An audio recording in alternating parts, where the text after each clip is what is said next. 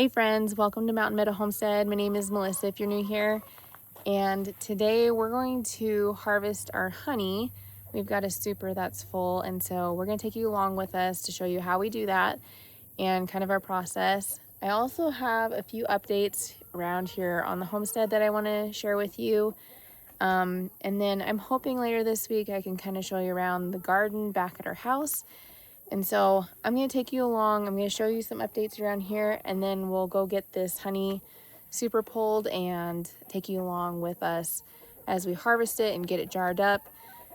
We do sell our honey locally. We keep about a gallon or two for ourselves for the year, and that seems to be sufficient. So let's take you along, and I'm going to show you around at the progress that we're making.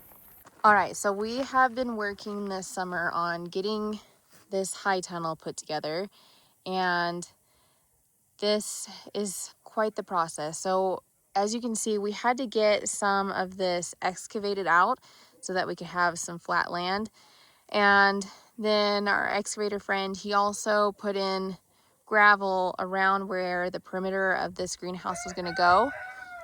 Excuse the rooster.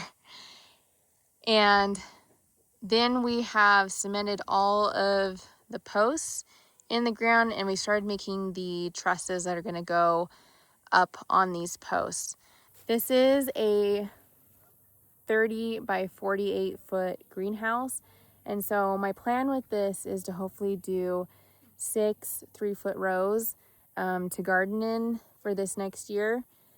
We'll see how that works. We do have, you can see my son playing on the dirt pile here. We do have this massive dirt pile that came from excavating this ground. And then back over here, I had some compost delivered that we're going to top each of these rows. I think what I'm going to do is keep the walking paths lower and have our rows raised with dirt. And then fill in the walking paths with some type of mulch, whether that's wood chips or pine shavings or leaves, something, whatever I can get my hands on reasonably. Over here, we have our little garden that we started up here, and I'm going to take you in to take a look. I do have this fenced off because of the chickens. So I've just kind of used this space to add whatever I can in here that I had left over. I did plant some raspberries here.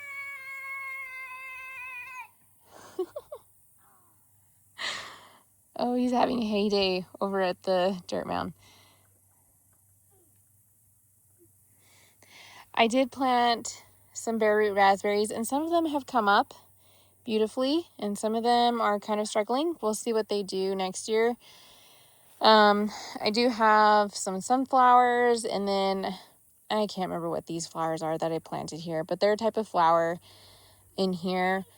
We have the occasional weed. I need to come in and weed this garden again. And then I had some leftover onion plants, and I did plant them. You might be able to see on the video. There's a few in there, but I think my chickens got in here, or some type of critter. There's one. There's another one. And just like mowed them down, and they're trying to come back. I don't think they'll do anything because we have about a month and a half left of true gardening weather, and then we're kind of done for the season. So I don't have much hope for those, but we'll see. We do have some strawberries that have come up, and a lot of weeds that I got to come in here and pull. I made a decision about a week ago that I want to go ahead and pull these strawberries out and put them in these beds where my garlic was at. So I'll take you over here. Oh, and these are our rhubarb plants that we planted this year. They have been struggling, I think, because the grass grew up and they were competing. So we just came in here and weed whacked all this grass. I do have plans to transplant this up against the coop. This coop, I'm going to put some raised beds here, and I actually have them. They're on our trailer over here, but I just need to get around to doing that. So I'm going to put them along the coop. We'll see how they do. I have another one at our house that I'm going to transplant next to the coop. And then, so here are some strawberry plants. I bought these this year from the greenhouse. They were on sale. And then I'm going to transplant the rest of these strawberries that are over here in the ground in here. And I'm going to make these my strawberry beds, I think, along with a few herbs. So like, I've got some lavender. This is a pineapple mint, which if you have not had a pineapple mint plant, they smell fantastic. I also have in here some cucumber plants that I had extra of, and then a chive. So this all, I'm going to transplant those strawberry plants and make it my strawberry bed. Over here, they're kind of hard to see on video, I think, but this bush and this bush, and I've got one over here. These are all honeyberries, and we'll see how they do, if they survive. I did have one over here, but I was having trouble with the weed whacker, and so my husband came to fix it. And in the process of trying to fix it and test it, he didn't realize there was a bush there and whacked all the leaves off. So I'm not sure if it's going to survive. We'll see what it does. At least I have 3 that are looking fairly decent. Next to this strawberry bed, I did get some more catmint and lavender plants. These I plan to put along the chicken run on each side in the raised beds that we're going to put up. The bees and butterflies really love them. They're looking a little rough just because they need to be transplanted. I'm hoping to do that this week, but they do attract the bees and the butterflies, and they're great for pollinators. Over here, this is what our chicken run is looking like. We still have a little bit more work to do, particularly on the other side. We've got to finish putting this bottom board down. We need to put some more chicken wire up this side and then securing it to the coop itself. And then my husband's a painter, and so he did get a stain match for this wood. And so we're going to come through and stain it so it all looks similar. And then I'm going to put some chicken wire across the top here, and then it should be officially done. So we did get the roof on. We need to finish this end piece here. But otherwise it's looking really good. Once we're officially done, we're going to lay down some garden cloth and put the raised beds along here. They're black and made of metal. And we'll fill this in with some dirt and put those catmint and lavender flowers in along the run. And then along the coop is where we're going to put the rhubarb. So that is kind of the plan for now. We'll see how things change, but excuse the mess around. We just have a lot of odds and ends going on, plus our burn barrel. But another thing that has occurred this week is we have a broody hen, and so I've marked the eggs that I left for her, but the other chickens seem to be laying their eggs in here too. So we're gonna go ahead and check these and collect the ones that need to be collected. I have been checking this daily, just so that we don't have any eggs go bad. All right, so I've collected all of the eggs that are not marked, and we'll see what happens. This is our 3rd summer collecting honey and our 3rd summer with bees, and so we're still in very much learning process here, but we feel like each year we learn something new, we can try new things. And so this year, one of the new things that we're going to try is using a cooler to put our frames in. We always struggle with keeping the bees off the frames and, not having to bring the actual super up to the car. So we're going to try this year, and it actually worked really well, and I think we'll do it going forward. But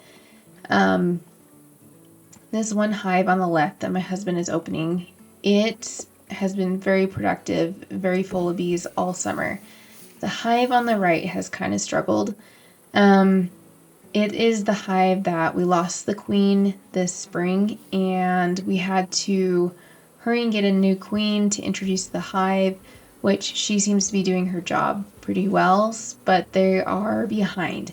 So you'll see us later in this video. We do open up that other hive to check that honey super, and they've only built out one frame of honey versus this other hive has completely filled all the frames in that super. So what we do for the evening is we take some of the frames from the not so productive hive and stick them in the productive hive so they have something to work on. And then the next morning we bring back the empty frames after we harvest them. So you'll see here quite a difference with the amount of bees that you can see within the top of that hive and an empty frame that my husband is pulling out. So we're hoping that they do a little something this year, but our main goal is to support them and help them become strong before winter so that they can survive the winter for us.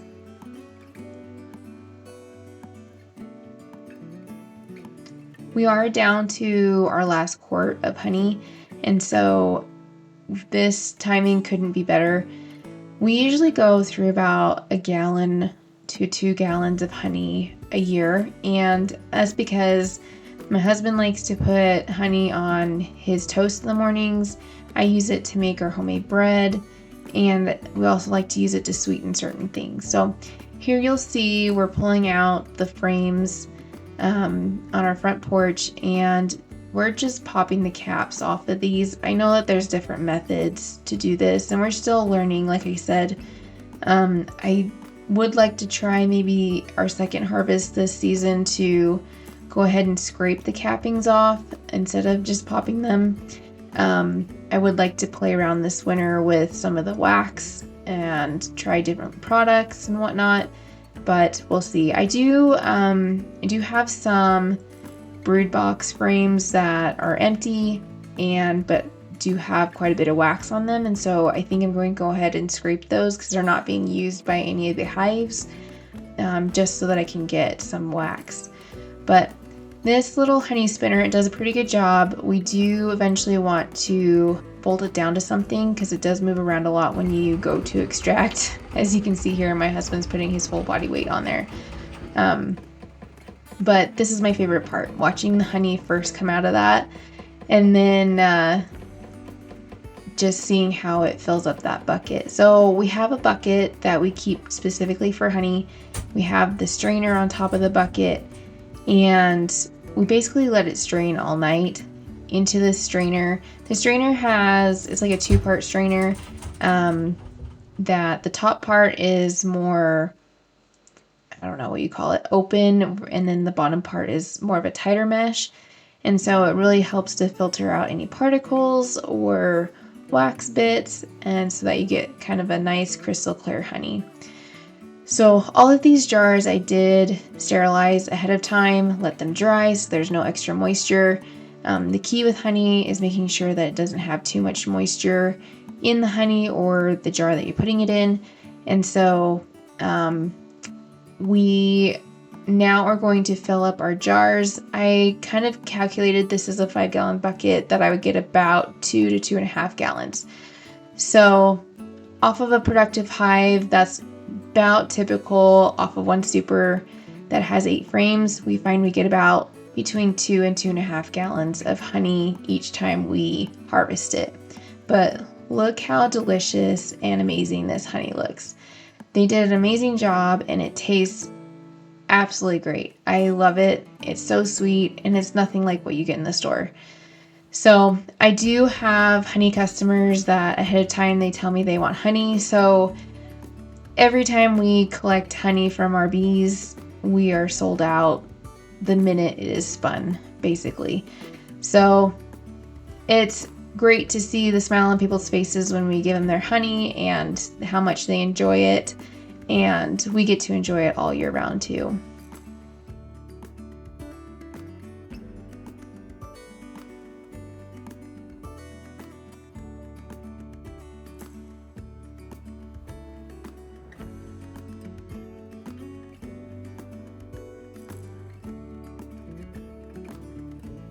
Friends, I hope you enjoyed this video, and if you did, please give it a thumbs up and share it with others. And if you haven't already, please subscribe to follow along for future videos.